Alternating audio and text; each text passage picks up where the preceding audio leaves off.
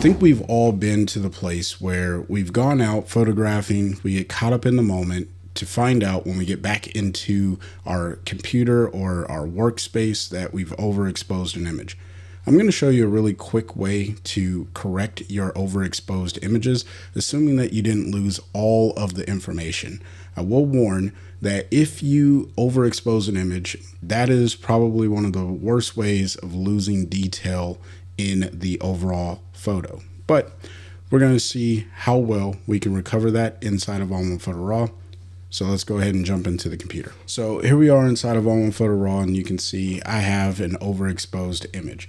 If we pull up the histogram here, you can see all of this information is over to the right, and look at all of that red. That is our clipping, or that's indicating that we've clipped or lost detail in that area. But the good news is if I pull down on the exposure slider here, you can see I can recall all of that information, and I'm about, give or take, 2 stops overexposed, maybe a little bit more than that. Let's see here, about negative 1.4. Now, this is a good time for me to caution that I am using a raw image, and I also have a camera with some pretty good dynamic range. This was shot on the A9 II, or the Sony A9 Mark II. So I have a lot of dynamic range in this particular image based off of that sensor. However, if you have a more modern camera, you're probably going to be just fine pulling down on the exposure slider and recovering those details if you're working with a RAW file. But if you're working with a JPEG file, you might run into some issues, and that's perfectly fine. I'll show you how you can kind of work through that, but just know that there is a limit to how much detail you can recover in overexposed images on a JPEG image. Now, if you like this particular outcome of pulling down on the slider for exposure, then that could absolutely work out for you. But I'm going to show you a little bit more finite way that you can still get some good control over the dynamic range in your photo.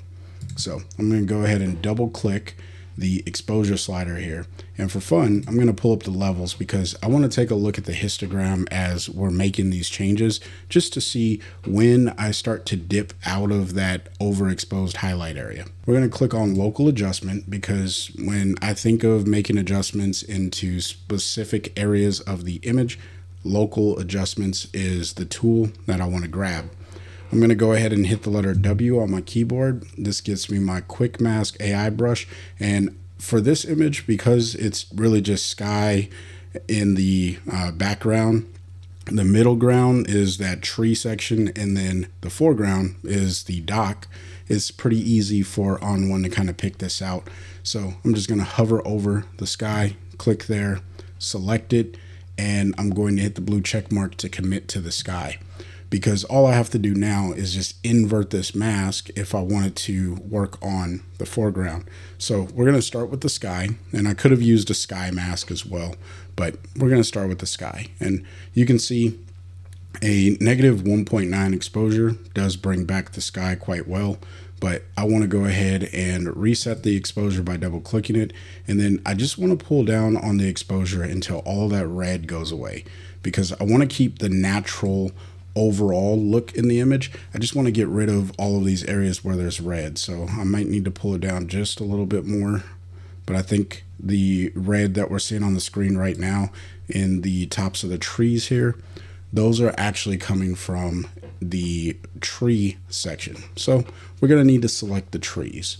I'm going to go ahead and rename this to sky because that matters, and then we'll hit add adjustment. And on this adjustment, we're going to go ahead and select the trees. So I'm going to hit the letter W again. And this time I'm going to try and make a rectangular marquee selection over just the trees. So I'm going to come off of the canvas and then click and drag straight across and then down to the edge of the water. And you can see how it selects all of the trees at once for me, skipping over the pillars on the dock. So that's extremely helpful.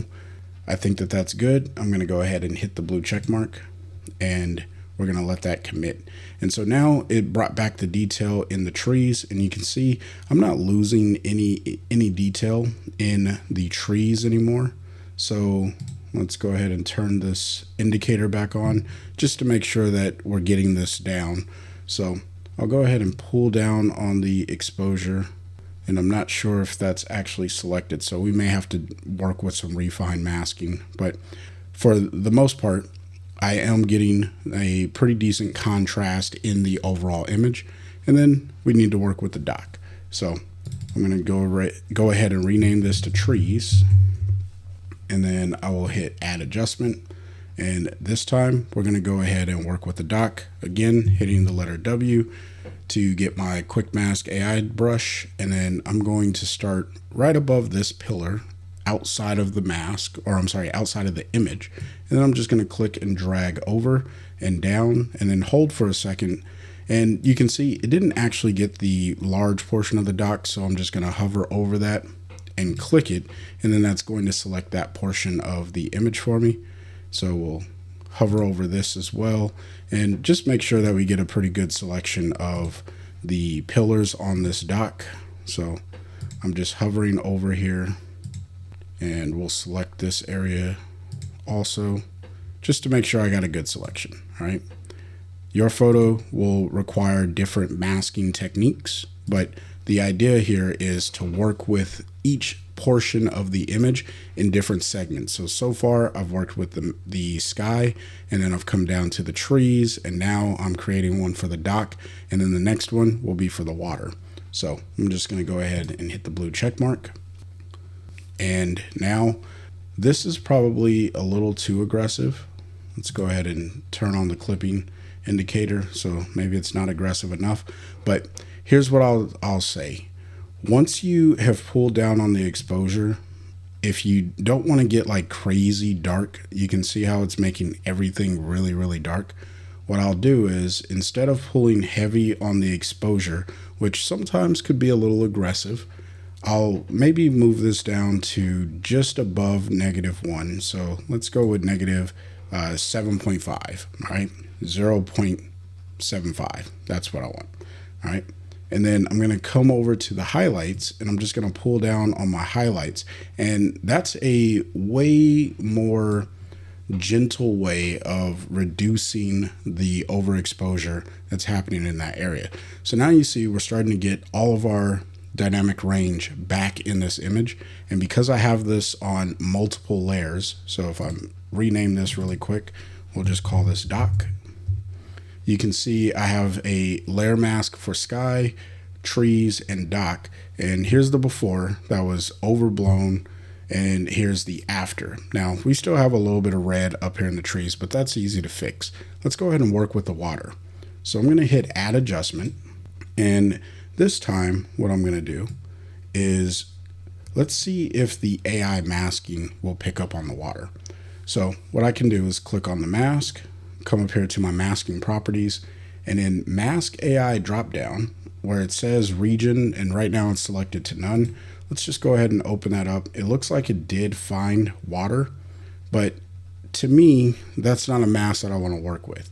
So let's see, natural ground, no, and then man-made ground, no. So that's not going to work for us today, but that's okay.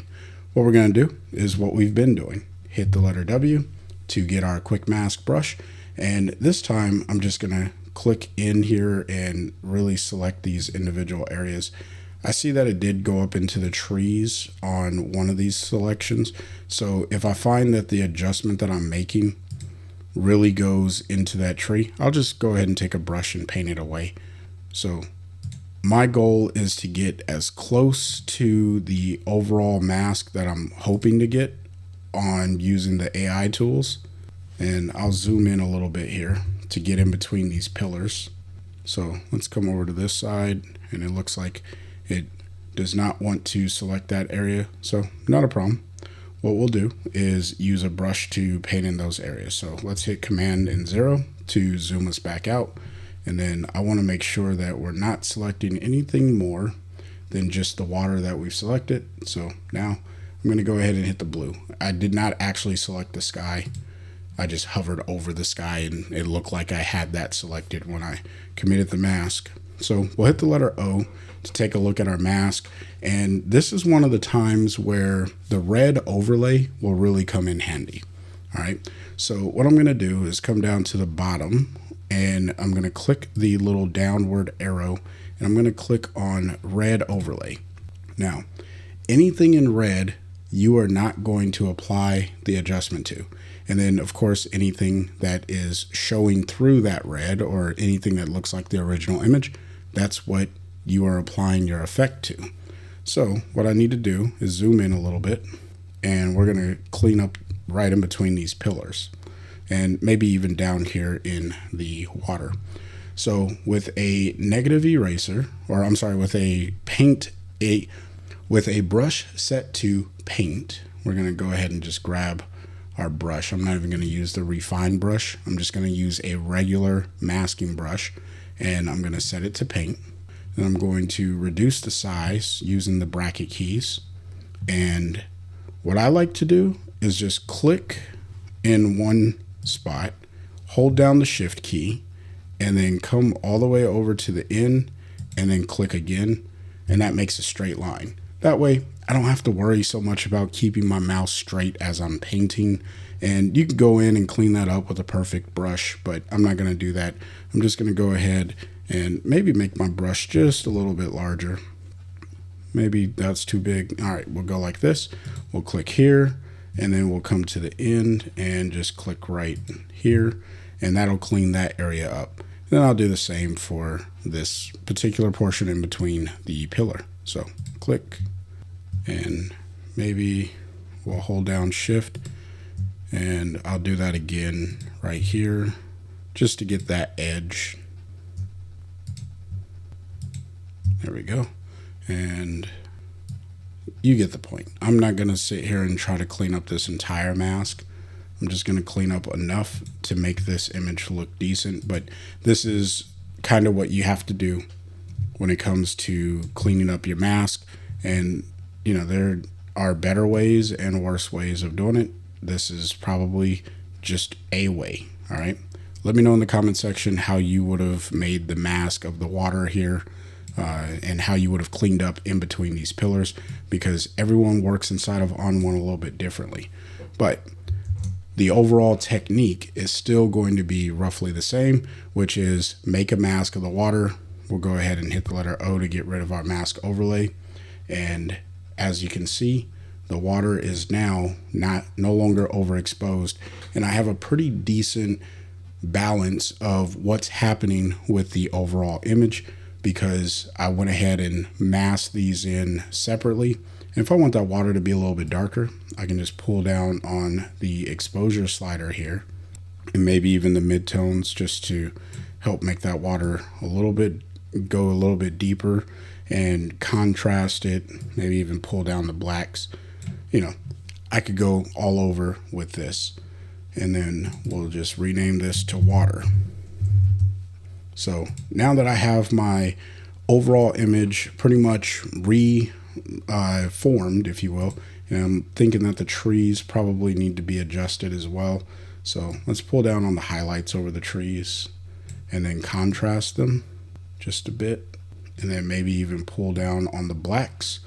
That's going to make them a little bit more rich. And then what I can do is come over to my sky and I can make the sky just a little bit more recalled, maybe even add in a little bit of blue to make the sky feel like it's a blue sky, right? And then I think this is pretty good. So from overexposed to perfectly exposed, and we have control over what is happening in our exposure. Now, all I have to do, I can come over here and I can apply a mask. So let's go to Cold Mountain because this is just a landscape preset subcategory. And I'm just going to select any one of these. We'll go with this one right here. Let's go with CM10 once my computer catches up. And CM10 may not be the right one, so maybe we'll go with CM3. And CM3 gives this photo just a little bit of a, I don't know, like a green look. Maybe not the best look for this overall image. If I pull down the opacity and then pull it back up, you can see what's happening there. But that's not for today's tutorial. As far as stylizing this, we could go in so many different directions. Today, all I wanted to do was show you how you can recall the image. So if I go ahead and turn off all of these effects, how you can recall the image from being overexposed to being properly exposed. And you can see what happened to our histogram here. And of course, if I needed to, I can come over to develop, and now I have access to my dynamic range to the point where I can pull down on my blacks to increase the dynamic range. And what I'm doing is pulling down the blacks over the entire image. And then I can also push up on the whites to really get the dynamic range up here touching both ends of the histogram if that's something that I want to do. And I can continue manipulating this globally in the develop section. Hopefully you found some value in today's content. If you did, smash the like button so this video can be recommended to other people looking for ways of fixing overexposed images using ON1 Photo RAW. If you got questions or comments or techniques, leave them down in the comment section below. I am not one of those people that thinks he knows everything about the software, because I absolutely do not know everything about ON1 Photo RAW. I just love using the software and working on my images with it. So I share the content here on the channel. Now, of course, if you want to learn how to use ON1 Photo RAW and you want to hear me walk you through the process, consider signing up for a coaching call. A link for that is down in the description box below. And many of my students, they find a value added because I don't just teach you how to use ON1 Photo RAW. I help you really work through a workflow to learn photo editing at your pace and for your needs. So if that's something you're interested in, consider signing up for a call today. With all that out of the way, I hope you found some value in the video. And until next time, I want you guys to stay inspired and keep creating. Peace.